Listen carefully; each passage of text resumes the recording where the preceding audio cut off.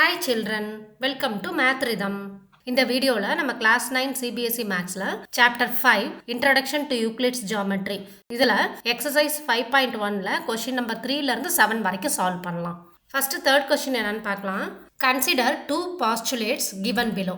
என்னன்னு பார்க்கலாம். First one வந்து given any two distinct points A and B, there exists a third point C which is in between A and B. இப்போ first ஒன்ல என்ன கொடுத்துருக்காங்கன்னா ரெண்டு பாயிண்ட் நம்ம ஏபின்னு ரெண்டு பாயிண்ட் எடுத்துக்கிட்டோம்னா there exists a third point C which is in between A and B. A and B இடையில Cன்ற ஒரு பாயிண்ட் எக்ஸிஸ்ட் ஆயிருக்குன்னு சொல்லியிருக்காங்க. செகண்ட் பாஸ்டுலேட் என்ன கொடுத்துருக்காங்க there exist at least 3 points that are not on the same line. இப்போ இந்த first பாஸ்டுலேட்ல நம்ம ABC மூணு பாயிண்ட்டுமே ஒரே லைன்ல இருக்க மாதிரி எடுத்திருக்கோம் இல்லையா, ஏன்னா அவங்க A and B இடையில C எக்ஸிஸ்ட் ஆயிருக்குன்னு சொல்லியிருக்காங்க. செகண்ட் ஒன்ல என்ன கொடுத்துருக்காங்க there exist at least 3 points that are not on the same line. So நம்ம வந்து A, B, C மூணு பாயிண்ட் இப்படி எடுத்துக்கலாம் இல்லையா, these 3 points are not on the same line. Okay, இப்போ இந்த மாதிரி ரெண்டு பாஸ்டுலேட் கொடுத்துட்டு என்னென்ன கொஸ்டின்ஸ் கேட்டிருக்காங்கன்னு பார்க்கலாம். ஃபர்ஸ்ட் ஒன் வந்து do these postulates contain any undefined termsன்னு கேட்டிருக்காங்க. ஸோ இந்த பாஸ்டுலேட்ஸில் ஏதாவது undefined terms இருக்கான்னு கேட்டிருக்காங்க. ஜியோமெட்ரியில் சில டேர்ம்ஸ் எல்லாம் அன்டிஃபைன்ட் டேர்ம்ஸாக எடுத்துக்கிறோம். For example point, line, plane இதெல்லாமே அன்டிஃபைன்டு டேர்ம்ஸ் தான். அன்டிஃபைன்டு டேர்ம்ஸ்னா என்னன்னா, இப்போ பாயிண்ட்னா அது ஒரு டாட், லைன்னா நம்மளால எப்படின்ட்டு அண்டர்ஸ்டாண்ட் பண்ண முடியும் இல்லையா. ஸோ அந்த மாதிரி ஒரு இன்ட்யூட்டிவ் ஃபீலிங்கில் நம்ம அந்த கான்செப்டை அண்டர்ஸ்டாண்ட் பண்ணிக்கலாம். அப்படி இல்லைன்னா ஏதாவது ஒரு ஃபிசிக்கல் மாடல் வச்சு அதை எக்ஸ்பிளைன் பண்ண முடியும். ஸோ இந்த மாதிரி டேர்ம்ஸை தான் நம்ம வந்து அன்டிஃபைன்டு டேர்ம்ஸ்னு சொல்கிறோம். இந்த பாஸ்டுலேட்ஸில் நமக்கு என்னென்ன அன்டிஃபைன்ட் டேர்ம்ஸ் இருக்குன்னு பார்க்கலாம். பாயிண்ட்ன்றது ஒரு அன்டிஃபைன்டு டேர்ம், தென் லைன்ன்றது ஒரு அன்டிஃபைன்ட் டேர்ம். ஸோ அப்போ இதில் அன்டிஃபைன்ட் டேர்ம்ஸ் இருக்கு இல்லையா, பாயிண்ட்டும் லைனும். ஸோ இந்த கொஸ்டின் ஃபர்ஸ்ட் ஆன்சர் எழுதிடலாம். Yes, these postulates contain undefined terms, they are point and line. ஓகேவா. நெக்ஸ்ட் ஒன் என்ன கேட்டிருக்காங்க, are these postulates consistent. So கன்சிஸ்டன்ட்னா என்ன மீனிங்னா, ஒரு எக்ஸாம்பிளுக்கு ரெண்டு ஸ்டேட்மெண்ட் எடுத்துக்கலாம். I got above 90 in all சப்ஜெக்ட்ஸ்ன்னு சொல்கிறோம் ஒரு ஸ்டேட்மெண்ட். இன்னொரு ஸ்டேட்மெண்ட்ல ஐ காட் 89 இன் சயின்ஸ்ன்னு சொல்கிறோம். அப்போ அந்த ரெண்டு ஸ்டேட்மெண்ட்டும் கான்ட்ராடிக்ட் ஆகுதா ஒன்றுக்கு ஒன்று. ஒரு ஸ்டேட்மெண்ட்ல எல்லா சப்ஜெக்ட்லையுமே 90க்கு மேலே வாங்கியிருக்கேன்னு சொல்கிறேன், இன்னொரு ஸ்டேட்மெண்ட்ல எனக்கு சயின்ஸில் மட்டும் 89 சொல்கிறேன். அப்போ இது ரெண்டு கான்ட்ராடிக்ட் ஆகுதா, இந்த மாதிரி ஸ்டேட்மெண்ட் வந்து இன்கன்சிஸ்டன்ட். ஓகேவா.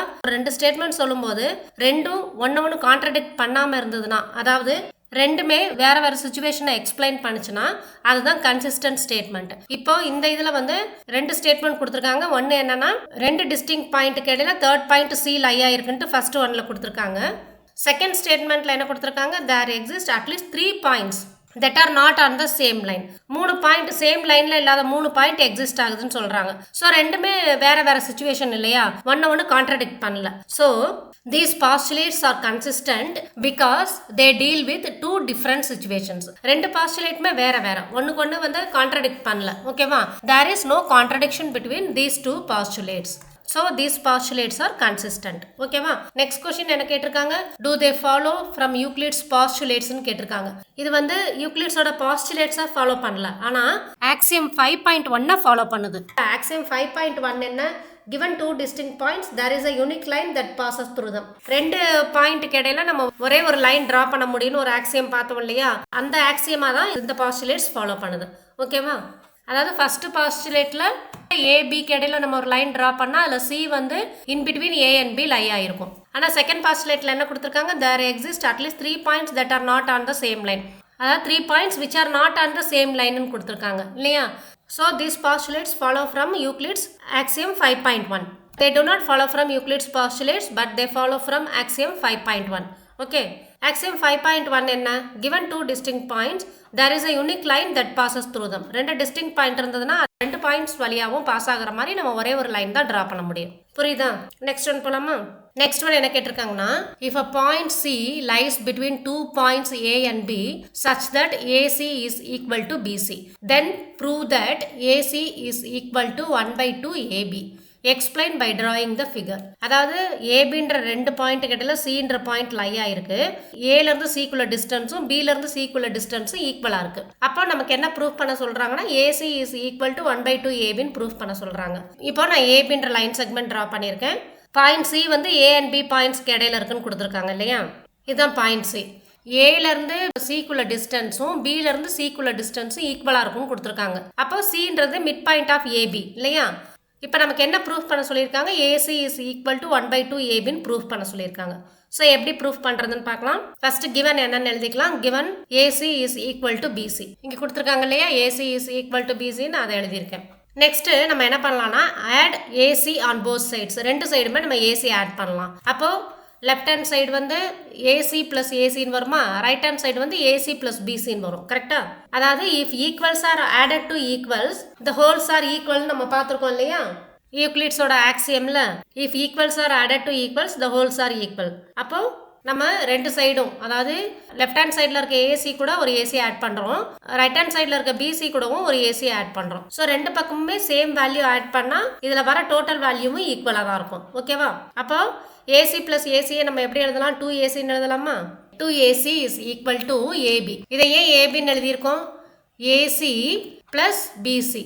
இப்போ ஏசியும் பிசியும் ஏபி மேலே கோயின்சைட் ஆயிருக்கு. அப்போ AC plus BC is equal to AB. கரெக்டா? BC plus AC coincides with AB.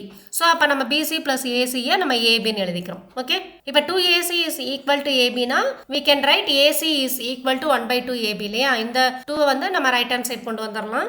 அப்போ it becomes AC is equal to 1/2 AB. புரியுதா எப்படி பண்ணணும்ட்டு? நமக்கு ஏசி இஸ் ஈக்குவல் டு பிசின்னு கொடுத்துருக்காங்க. ரெண்டு சைடும் லெஃப்ட் ஹேண்ட் சைடும் ரைட் ஹேண்ட் சைடும் நம்ம ஏசி ஆட் பண்ணி சால்வ் பண்ண ஆன்சர் வந்துடும். ஓகேவா? நெக்ஸ்ட் ஒன் போலாமா? இப்போ 5th கொஸ்டின் என்ன கொடுத்துருக்காங்கன்னு பார்க்கலாம். In question 4 point C is called a mid point of line segment AB. So இந்த கொஸ்டினில் வந்து C is the mid point of line segment AB இல்லையா? prove that every line segment has one and only one midpoint ன்னு கேட்டிருக்காங்க. So நம்ம ஒரு line segment எடுத்துக்கிட்டோம்னா அதுக்கு ஒரே ஒரு மிட் பாயிண்ட் தான் இருக்கும்ட்டு நம்ம ப்ரூஃப் பண்ணணும். ஸோ அதை எப்படி ப்ரூஃப் பண்ணலான்னா நம்ம வந்து ஒரு லைனுக்கு 2 மிட் பாயிண்ட் இருக்குன்னு எடுத்துட்டு அதை ப்ரூஃப் பண்ணி பார்க்கலாம், 2 மிட் பாயிண்ட் வருமா இல்லையான்ட்டு. ஓகேவா? இப்போ ஃபஸ்ட்டு நம்ம ஒரு லைன் செக்மெண்ட் ட்ரா பண்ணிக்கலாம். இது ஒரு லைன் செக்மெண்ட், இதுக்கு ஏபின்ற நேம் கொடுத்துக்கலாம். நெக்ஸ்ட் இப்போ பாயிண்ட் சி ட்ரா பண்ணலாம். So this is point C. இது வந்து mid point of AB. Last sum நம்ம சி தான் மிட் பாயிண்ட் ஆஃப் ஏபின்னு எடுத்துருக்கோம். இப்போ நம்ம என்ன பண்ணுறோன்னா டின்ற இன்னொரு மிட் பாயிண்ட்டும் எடுத்துக்கோம். So this is point D. இப்போ நம்ம என்ன பண்ணுறோன்னா ஏபிக்கு வந்து 2 மிட் பாயிண்ட் இருக்குன்னு அசியூம் பண்ணிக்கலாம். Okay, let C and D be the 2 different midpoints of line segment AB. Line segment ஏபிக்கு 2 டிஃப்ரெண்ட் மிட் பாயிண்ட்ஸ் இருக்குன்னு நம்ம அசியூம் பண்ணிக்கலாம். இப்போ நம்ம ஃபர்ஸ்ட் என்ன பண்றோம்? C மிட் பாயிண்டா இருந்தால், if C is a midpoint of line segment AB, then what we can write? AC is equal to CB ன்னு எழுதலாமா? இப்போ ஏபின்ற லைன் செக்மெண்ட்ல C வந்து மிட் பாயிண்டா இருந்ததுன்னா AC is equal to CB யா இருக்கும் இல்லையா?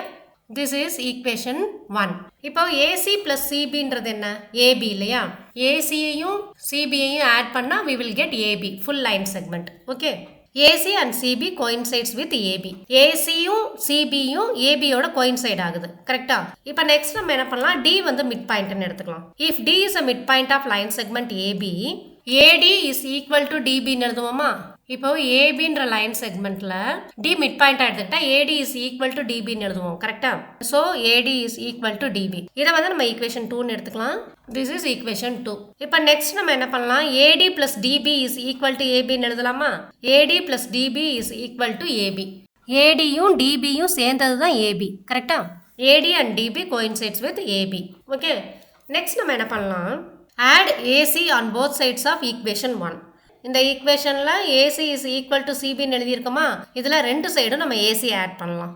ஃபர்ஸ்ட் நம்ம என்ன எழுதியிருக்கோம்? ஏசி இஸ் ஈக்குவல் டு சிபின்னு எழுதியிருக்கோம் இல்லையா? அந்த ஈக்குவேஷனில் ஏசி இஸ் ஈக்குவல் டு சிபின்னு எழுதியிருக்கோம். இப்போ நம்ம லெஃப்ட் ஹேண்ட் சைடும் ரைட் ஹேண்ட் சைடும் ஏசி ஆட் பண்ணலாம். So AC plus AC is equal to CB plus ஏசின்னு வந்துருமா?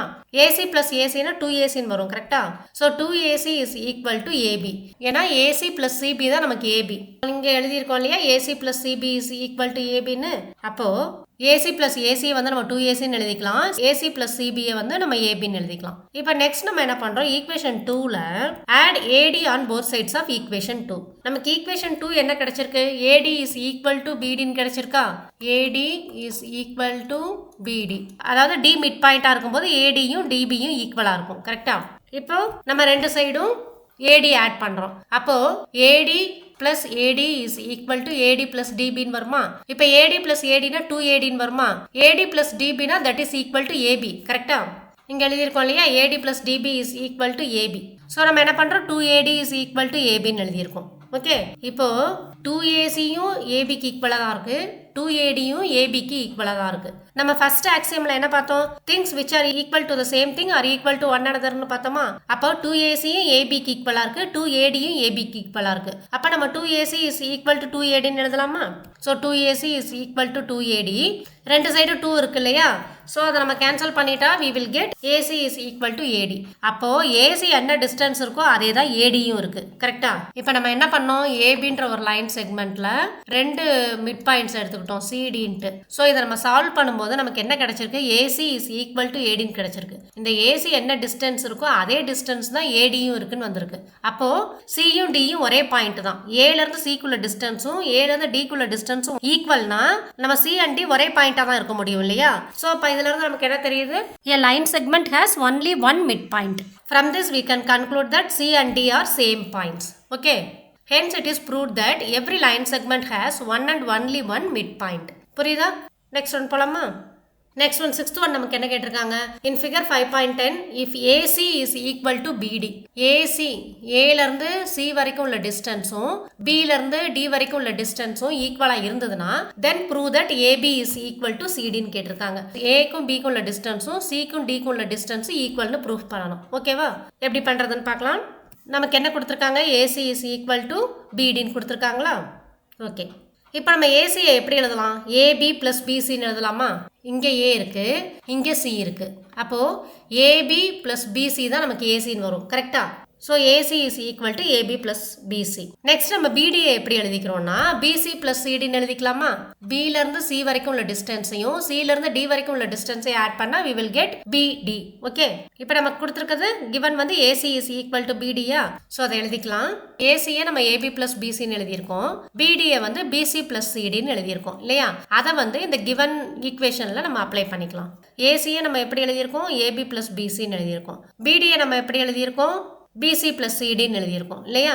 இப்போ நெக்ஸ்ட் ஸ்டெப்பில் நம்ம என்ன பண்ணுறோன்னா subtract BC from both sides. ரெண்டு சைட்லேருந்து நம்ம பிசியை சப்ட்ராக்ட் பண்ணணும். ஸோ ஏபி ப்ளஸ் பிசி, இப்போ இங்கே ஏபி ப்ளஸ் பிசி இருக்கா, அதுலேருந்து நம்ம பிசியை சப்ட்ராக்ட் பண்ணணும். So minus BC is equal to BC plus CD. இங்கே பிசி ப்ளஸ் சிடி இருக்கு இல்லையா, இதுலேருந்து நம்ம பிசியை சப்ட்ராக்ட் பண்ணுறோம். ஓகே, ஸோ இது எந்த ஆக்சியம் பேஸ் பண்ணினா if equals are subtracted from equals the remainders are ஈக்குவல்னு ஒரு ஆக்சியம் படித்தோம் இல்லையா. ஸோ அதை பேஸ் பண்ணி நம்ம ரெண்டு சைடு ஈக்குவலாக சப்ட்ராக்ட் பண்ணால் நமக்கு வர ரிமைண்டரும் ஈக்குவலாக தான் இருக்கும். ஓகே, அப்போ என்ன ஆகும், இந்த பிசி கேன்சல் ஆயிருமா, அதே மாதிரி இந்த பிசியும் கேன்சல் ஆயிருமா.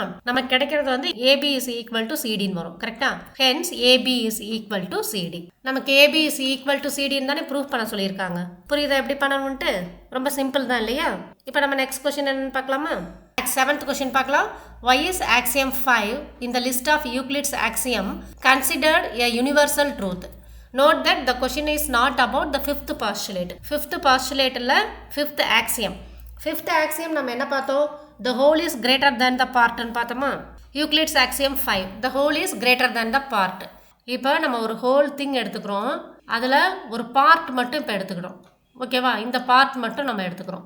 அப்போ இந்த பார்ட்டை விட இந்த ஹோல் திங் வந்து எப்போவுமே கிரேட்டராக தான் இருக்கும் இல்லையா. This is true for anything in any part of the world. So this is considered a universal truth. புரியுதா? ஃபிஃப்த் ஆக்சியம் வந்து the whole is greater than the part. இதை நம்ம எங்கே அப்ளை பண்ணாலும் சரி, வேர்ல்டில் எந்த பார்ட்டில் அப்ளை பண்ணாலும் சரி, இல்லை எந்த திங்குக்கு அப்ளை பண்ணாலும் சரி, இது வந்து ட்ரூவாக தான் இருக்கும். So this is considered as a universal truth. Okay, exercise 5.1ல எல்லா சம்ஸுமே நம்ம கம்ப்ளீட் பண்ணிட்டோம். இதோட Euclid's geometry over. Okay, next வீடியோவில் நம்ம chapter 6 lines and angles start பண்ணலாம். ஓகேவா? தேங்க்யூ சில்ட்ரன், தேங்க்ஸ் ஃபார் வாட்சிங்.